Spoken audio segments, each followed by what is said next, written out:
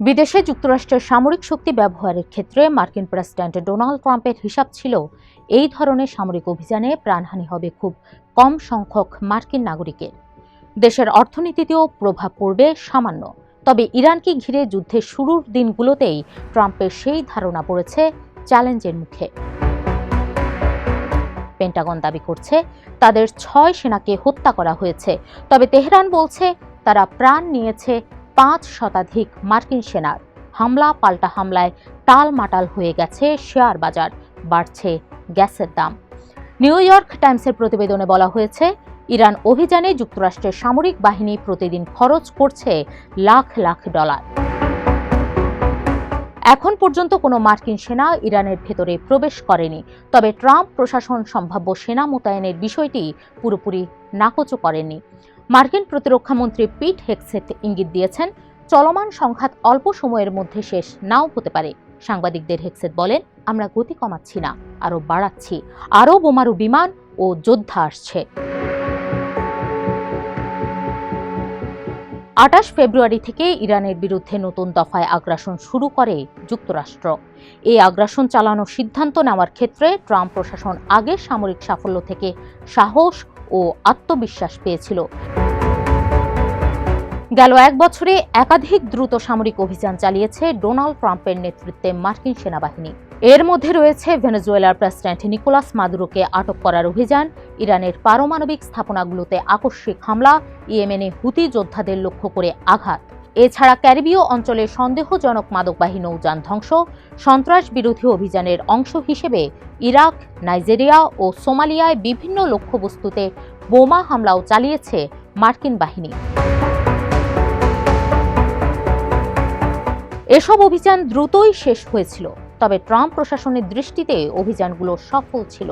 এতে মার্কিন নাগরিকদের প্রাণহানি বা অর্থ ব্যয়ের পরিমাণ ছিল খুবই কম। তবে যুক্তরাষ্ট্র ও ইসরায়েল যৌথভাবে ইরানের বিরুদ্ধে যে আগ্রাসন শুরু করেছে তা এমন দ্রুত সময়ের মধ্যে অভিযানের মধ্যে সীমাবদ্ধ নাও থাকতে পারে। বিশেষ করে ট্রাম্প প্রশাসন যদি ইরানের শাসক গোষ্ঠীকে পরিবর্তন করতে চায়, তাহলে যুদ্ধটা হতে পারে দীর্ঘ। কলোরাডোর ডেমোক্র্যাট রাজনীতিবিদ এবং মার্কিন প্রতিনিধি পরিষদের সদস্য জ্যাসন ক্রো একসময় মার্কিন সেনা কর্মকর্তা হিসেবে ইরাক ও আফগানিস্তানে দায়িত্ব পালন করেছেন। তিনি বলেন, আবারও সেই লাখো কোটি ডলার খরচ, হাজার হাজার মার্কিন নাগরিকদের প্রাণহানি, কয়েক দশকের অন্তহীন সংঘাতের দিকেই আমরা এগিয়ে যাচ্ছি। ক্যাটো ইনস্টিটিউটের প্রতিরক্ষা ও পররাষ্ট্রনীতি বিষয়ক গবেষণা সহযোগী জন হফম্যান বলেন, ট্রাম্প এমন একজন মানুষ যিনি কম খরচে চমকপ্রদ বিজয় পছন্দ করেন। শুনেছি মাদুরোর ঘটনার পর তিনি বেশ ফুরফুরে মেজাজে ছিলেন। অনেক দিক থেকেই তিনি নিজেকে ধরা ছোঁয়ার বাইরে মনে করতেন, কিন্তু এবারের পরিস্থিতি ভেনেজুয়েলার পরিস্থিতি থেকে ভিন্ন। খরচ ইতোমধ্যেই বেড়ে চলেছে। হফম্যান ইরান যুদ্ধে মার্কিন সেনা সদস্য নিহত হওয়া এবং তেলের ও প্রাকৃতিক গ্যাসের দামের ঊর্ধ্বগতির দিকে ইঙ্গিত করে বলেন, আমার মনে হয় ইউরোপের প্রাকৃতিক গ্যাসের দাম প্রায় 40% বেড়ে গেছে। পরিস্থিতি আরও খারাপ হবে, দাম ক্রমাগত বাড়তে থাকবে।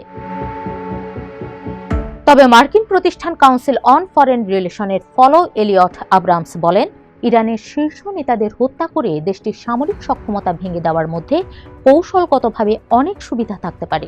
তিনি আরও বলেন, এ পর্যন্ত যেসব ক্ষয়ক্ষতি হয়েছে তা হলো মার্কিন সেনাদের প্রাণহানি, তবে আমি মনে করি এক্ষেত্রে লাভ অনেক বেশি হবে।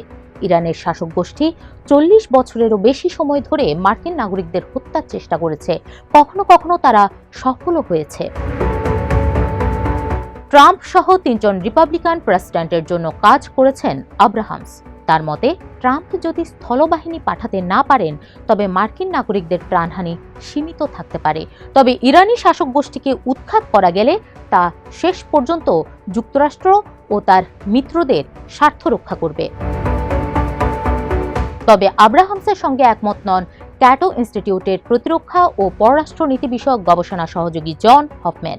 তিনি বলেন, ইরানের অবস্থা অস্থিতিশীল থাকলে তা যুক্তরাষ্ট্র এবং তার মিত্রদের জন্য বড় ঝুঁকি তৈরি করতে পারে। সত্যিকার অর্থে যদি বিচ্ছিন্নতাবাদী জাতিগত গোষ্ঠীগুলোর কাছে অস্ত্র সরবরাহ করে ইরানে বিভক্তি তৈরির পরিকল্পনা থাকে, তবে তা কেবল মধ্যপ্রাচ্যে যুক্তরাষ্ট্রের জন্য ছায়াযুদ্ধই সৃষ্টি করবে না, বরং এজন্য পুরো অঞ্চলকে বড় রকমের মাশুল গুনতে হবে।